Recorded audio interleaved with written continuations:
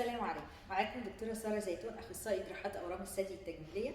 موضوع الفيديو ده عن الغدد الليمفاوية اللي تحت الإبط وإزاي نتعامل معاها في حالة وجود سرطان بالثدي.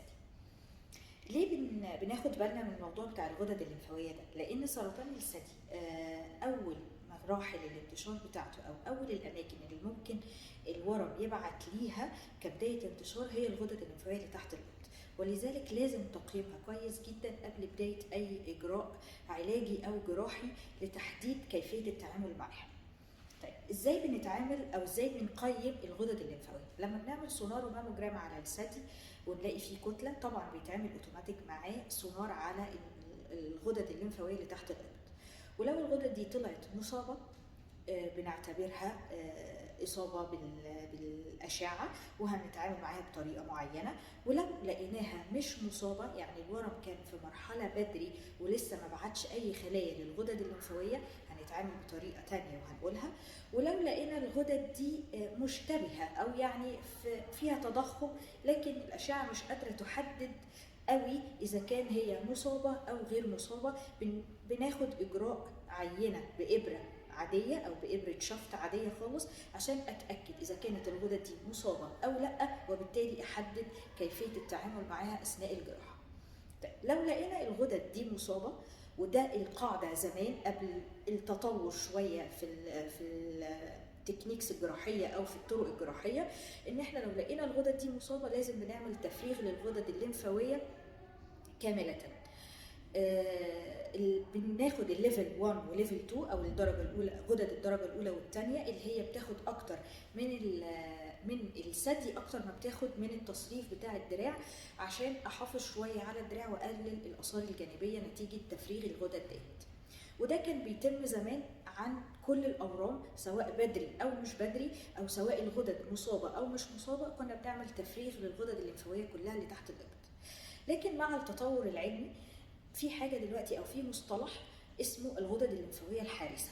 يعني ايه؟ يعني لو لقينا الغدد الليمفاويه اللي تحت الابط مش مصابه بالاشعه، او سواء خدنا منها عينه ولقيناها مش مصابه، بيبقى ما ينفعش اشيل الغدد كامله، بيبقى بنعمل منها الغدد الليمفاويه الحارسه، ودي بنشيل من 3 ل 5 غدد فقط لا غير عن طريق طريقتين، يا اما بنحقن ماده مشعه يا اما بنحقن صبغه زرقاء، والصبغه الزرقاء دي بتلون الغدد وهي دي الغدد اللي انا اقدر اشيلها.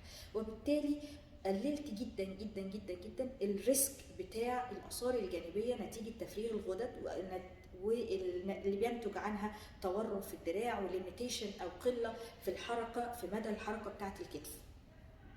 فالمانوفر او التكنيك بتاع الغدد الليمفاويه الحارسه ده بيتعمل في حاجتين، يا اما مرحله السرطان ما قبل السرطان اللي هي مرحله صفر اللي بنقول عليها DCIS اللي هي المرحله قبل السرطان الغازي، او لو كان سرطان بس لسه ما بعتش للغدد الليمفاويه اللي تحت الابط، وبالتالي مش مسموح ان احنا نعمل تفريغ للغدد ونحمل الانسان اعباء الاثار الجانبيه لتفريغ الغدد، وكان ممكن نستغنى عن الوضع دوت.